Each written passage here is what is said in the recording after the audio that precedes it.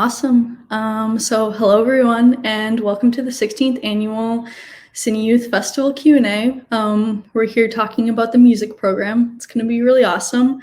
My name is Jacalyn. I'm part of the CineYouth programming committee for this year, and we're thrilled to be welcoming all these awesome filmmakers to the Q&A. First, to start off everything, I'm going to ask everyone just to introduce themselves and say a few words about the film you're representing. And let's start with Olivia. Hi, my name is Olivia. I created the film How Sad, How Lovely, How Brief, which was inspired by the work and life of the musician Connie Converse. Super cool. And then we'll go to Theo. Hi, I'm Theo Taplitz. I made the film Spithead, which is about the tumultuous after effects of the breakup of a band. And Brendan? I'm Brendan. My movie was Everything Bagel, which I guess is sort of like a coming-of-age Seattle music scene comedy.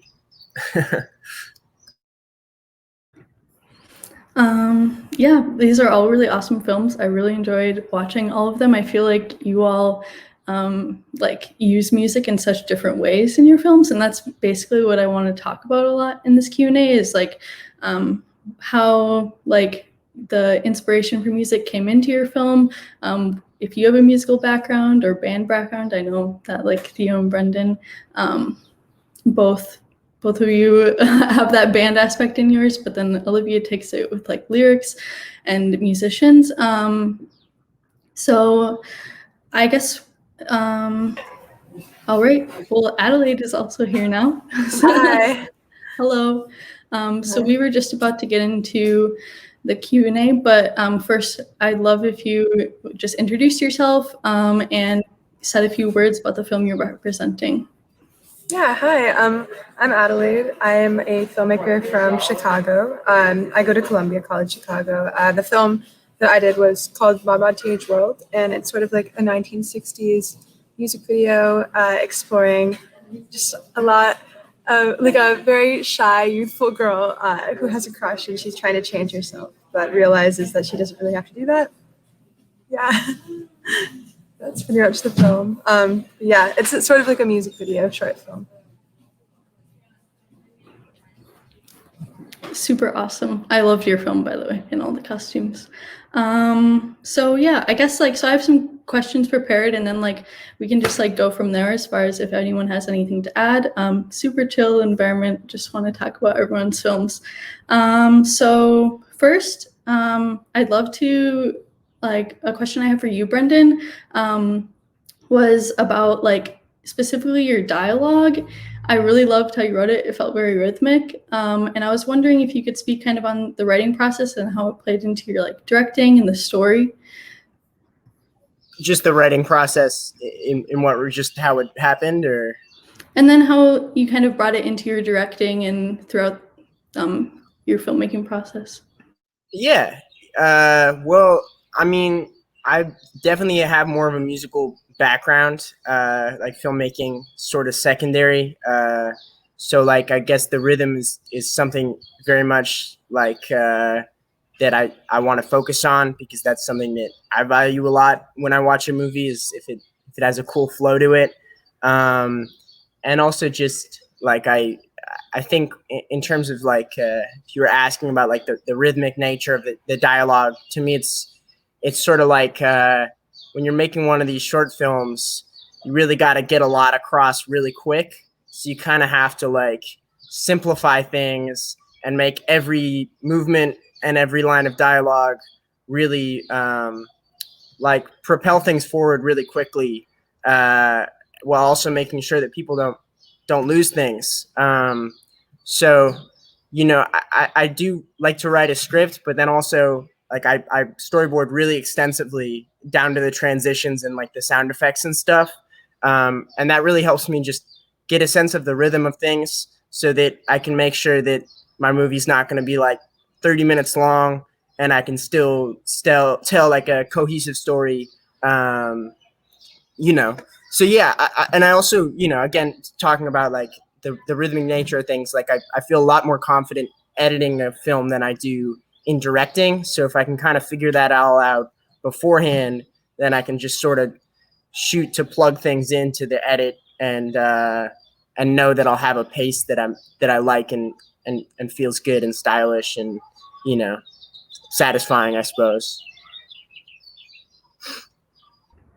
That's super awesome to hear you talk about. And I feel like that plays in a lot into like some of the questions I had for you too, Theo. I feel like music is like almost a character in your film, and I was wondering like as far as like I saw you were also the composer. Like, what was that process like writing, directing, and composing like this film? And I guess like yeah. Yeah, it was fun. It was really interesting. I mean, a lot of the times I'm very music oriented, and every time when I'm writing a script or something like that, a lot of the inspiration comes out of a kind of song or a soundtrack or something like that. So that's always been a very big part of my creative process. And when I was doing this film, this film actually was a sort of strange trajectory. I wrote like a 45-page script about this band, and then I knew I was never going to have the time to shoot a 45-page script, so I took some of the main characters that I really, really liked and put them into this character study.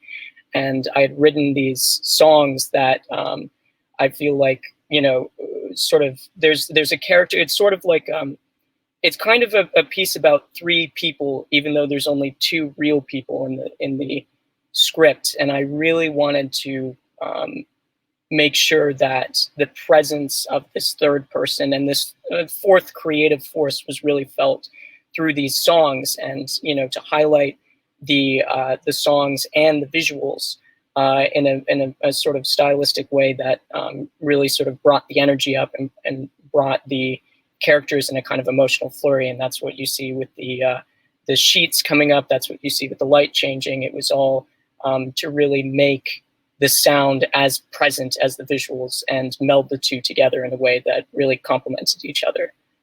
So that's sort of how I was approaching it. Yeah, that's super interesting and unique, and I love hearing about like that character in the sheet.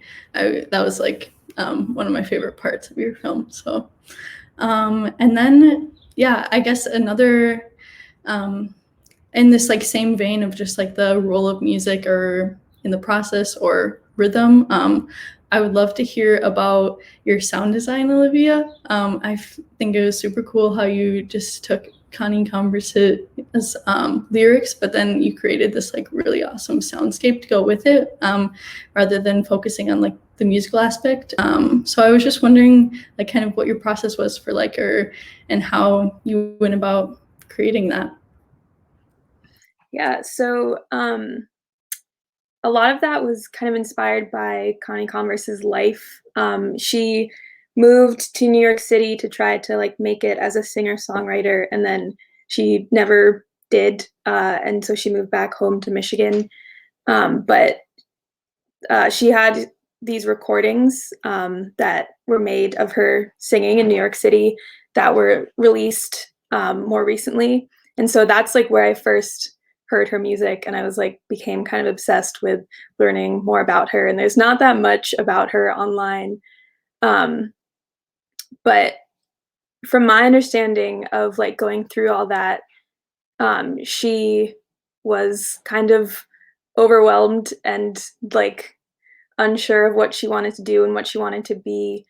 So I kind of wanted to reflect that in my sound design. I also wanted to emphasize like city soundscape type things because she spent a few years in New York City, and that's where she was really like trying to, become an artist and like a working artist, a musician. So I wanted to sort of use the soundscape to emphasize that like loneliness that she felt and that eventual like disappointment in herself. So there's kind of some like crescendos and actually some of the sound that I used, I recorded like in a different class for a sound design class. That was just like throughout the city of Chicago, including like the L train and yeah, so I kind of just wanted to incorporate all of that to create something that was like somewhat familiar, but also had this like otherworldly quality. Definitely. And I feel like that's like really, I mean, no pun intended, reflected in that like reflective tinsel that you use. I love how that like plays a role not only in like the soundscape, but like your story. Do you want to like talk a little bit about that as well? Like what inspired that character within? Yeah, so I actually had that, it's like silver, yeah, as you said, tinsel for another film. And so I had all this leftover stuff and I was just like balled up kind of in a corner of my room. And I was like, I thought it looked kind of cool.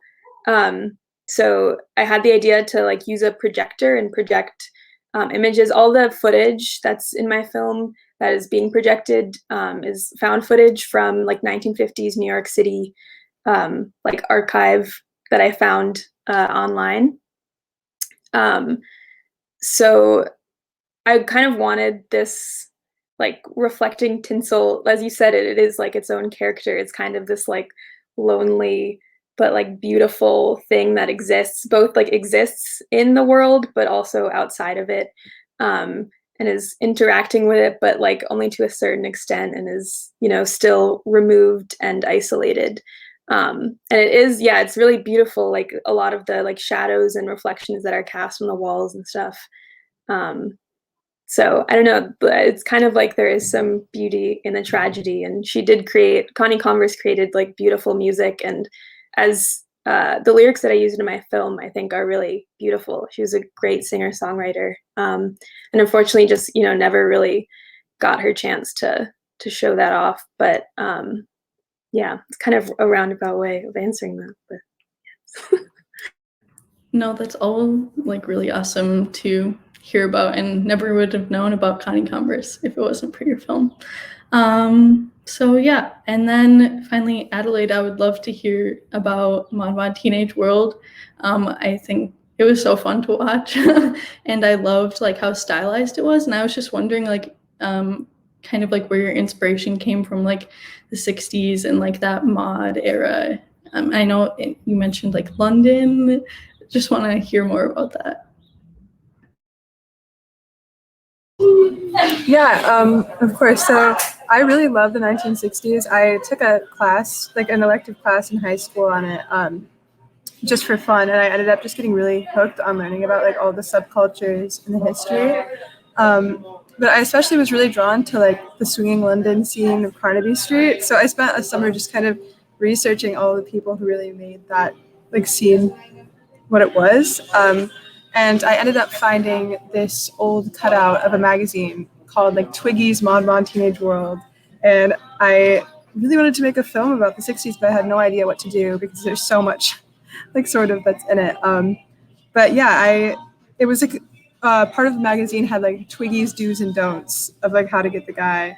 And that just really inspired me to make the script for it. But yeah, a lot of the inspiration with the colors and the costumes in the film were just taken directly from like old found footage of like 1960s Carnaby Street and just like old advertisements of clothing from like the mid to like early to mid 1960s. That's all really awesome. And were like the costumes, were those like yours that you had, or like you found, or is it kind of a hobby? Yeah, I collect vintage clothing and just items, so a lot of the stuff was from my closet.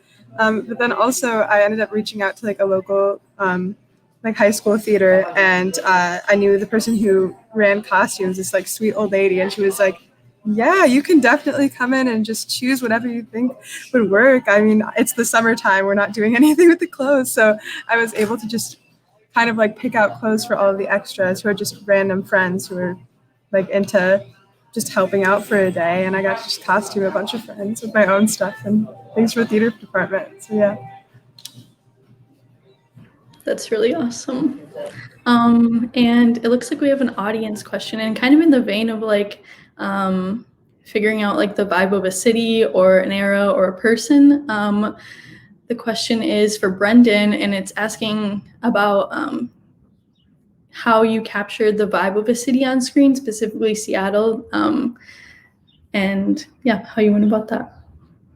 Yeah, well, I mean, they say write what you know, and there's not a lot to do in Seattle. It rains all the time, so everyone I was tight with would just like play house shows all the time and play bad garage music and get wasted and hang out. And so this was like a movie I made right before I went off to college, and I sort of wanted to capture the scene that I was a part of in high school.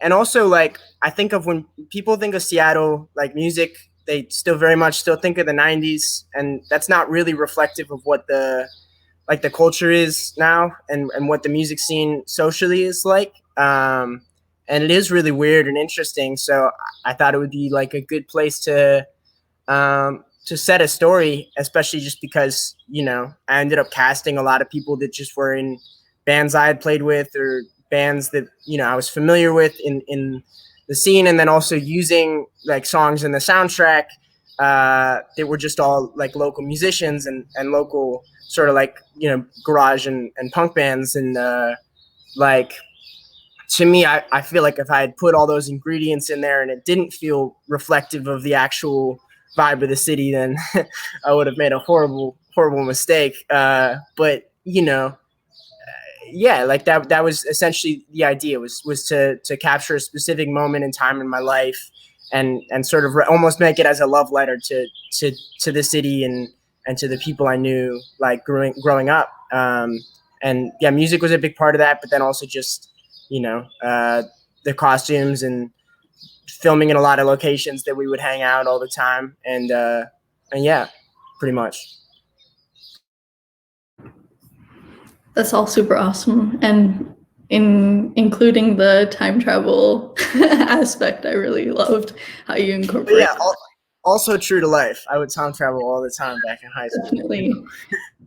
Including the irony of the anti-vax, like futuristic man. So definitely timely. Yeah, that's super awesome to hear about. And yeah, so we have a couple more audience questions coming in, so I might as well go for those. And speaking of like characters, and like, I mean, Seattle's definitely a character in your film. Also, for Theo, someone wants to know about creating your specific characters with the performers. They really loved them, and obviously they're super unique. I also really loved them. How did you go about like directing them and creating those characters with them? Yeah, well, I was super lucky to get two really great actors, Will and Yael, and both coming from it from very different standpoints. Yael was very trained, goes to acting specific school, and then Will was more, he's actually a musician, and he's just sort of more the supernaturalistic guy. And I like I said before, I had this script that I had written beforehand, which had a very rich history of the characters. And so I just spent a couple of days calling each of them and talking about their characters, discussing about it, kind of adapting certain things, hearing what they thought, you know, who this person was, and what their relationship was to each other, to music, to this, you know, kind of third party lead band member beforehand. And yeah, we just, you know, through those conversations, we created those characters and brought them to life. And then while shooting it, it was a really just cool process to see them working through it. And yeah, it was just a great process. And it was as much as the backstory as it was that just them being really cool, interesting people and working through it. That's super cool. Yeah, I loved like how like just like the oddness of each character, but also it felt really genuine. So that was good to see. Yeah, and I guess like a similar question for Adelaide. I feel like were the characters you worked with, how did you approach like creating this, like, because it felt like honestly like something that actually came from the 60s. So like how did you approach working with them to create that like really authentic or true to the era feel?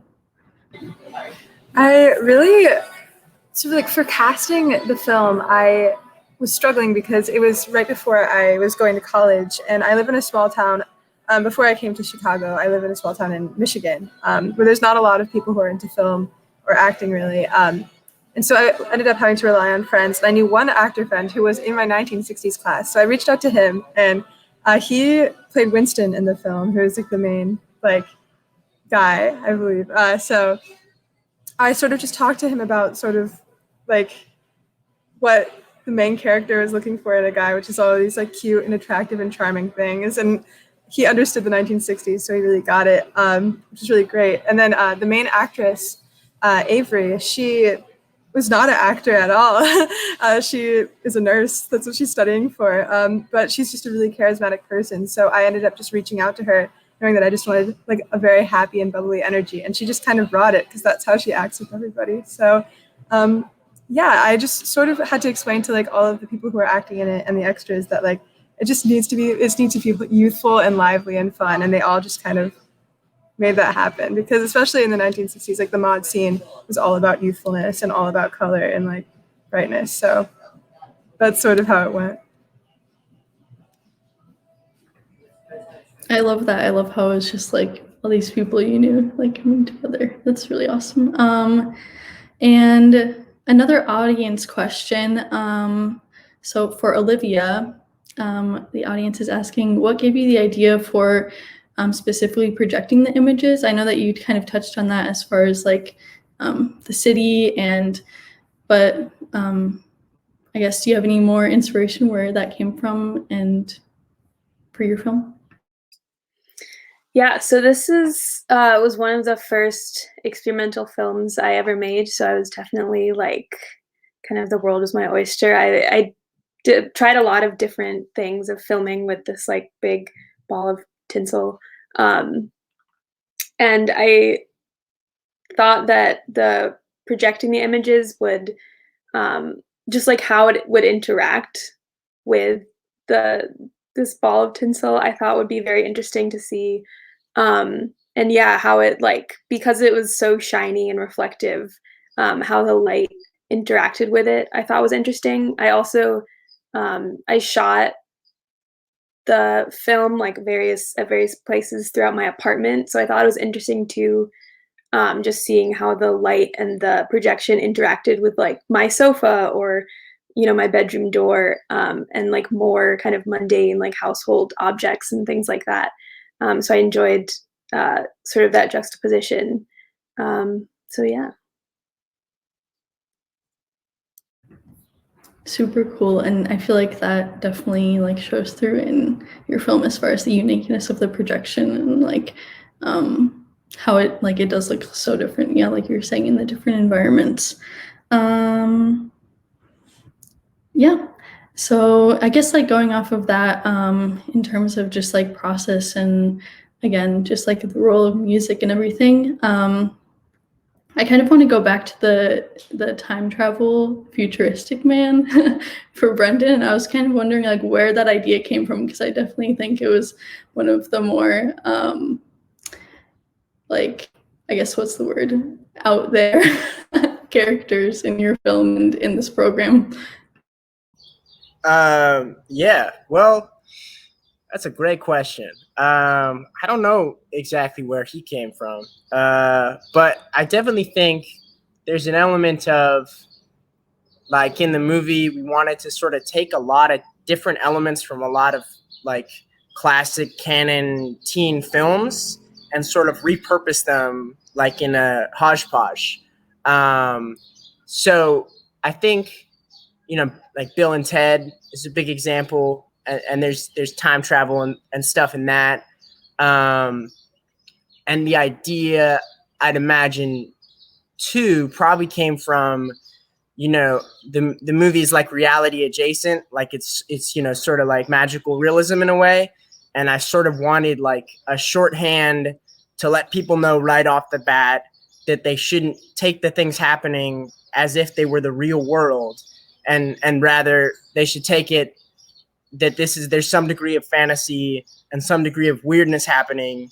Also, sort of like as an explanation and a justification for why there's so much other stuff that's just slightly off and slightly sort of weird. Because I thought, you know, again, going back to like capturing the vibe of Seattle, like, you know, I think Seattle is a very weird, very bizarre place, and it's sort of hard to communicate that in a short amount of time. And I can't really speak to my thought process for why I thought this was the best way to get that across easily, but like I think it was a good shorthand to sort of show like you know, to sort of ease people into the world and sort of help them adjust to the fact that it's like a version of the world, but it's a little bit odd and it's a little bit more, you know, as you said, out there, I suppose. Yeah, that's I really loved your reference to Ferris Bueller. That's like one of my favorite movies. So I was like seeing your twist on it with their like satire and their band was really cool. But yeah, so we're kind of coming close to the end of our discussion time, but I was wondering if like you all had any questions for each other in terms of like filmmaking or like after watching each other's. It's okay if you don't, but I would just wanted to put that out there and see if anyone wanted to get their own questions answered. But so if anyone has anything right now, otherwise, Adelaide? I don't have any questions, but Olivia, I was so excited to see that your film is about Connie Converse because I listen to her music all the time, especially How Sad, How Lovely. Like that's on a lot of playlists that I make, and I saw that you were chosen for the film, and I was like, what? Somebody else knows Connie? So I'm just so excited about your film. It's so awesome. Thank you.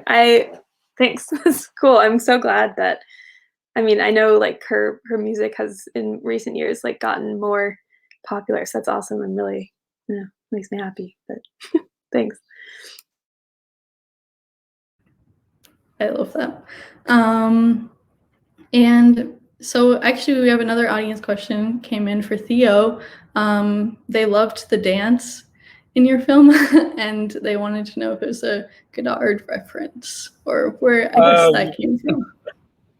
Yes, it was. It was a very very subtle Godard reference to the three people on the snapping. Yeah, it was.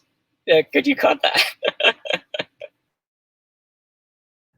What was like filming that scene like? Was it like did you choreograph it? I did. Yeah, it was really it was actually really funny because the main actor Will had very hard time with spatial awareness, so had a hard time turning. So it was very. It took us a couple of takes to like get it through the thing, but it ended up working, and we had to kind of time it with the camera pans. So that took a little bit of time, even though it's a rather like simple dance to figure out. But it was all about making sure that in between that they are looking at each other, that they are connecting, that it is this sort of strange, surreal moment of them finally kind of like, if they can't really connect through words, they can connect through the music and they connect through this sort of strange dance that they do. So it was very, very important to get that and get that growing connection.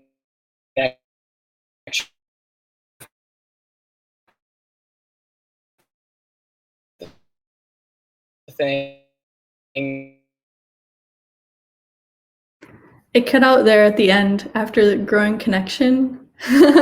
Yeah, sorry. I was just no problem. I was just saying that I found the Sunny Boy Williams song and really like thought it had a great rhythm to it and feels like the sort of thing that, you know, you would just dance to. So I just used that for the inspiration. It was a lot of fun.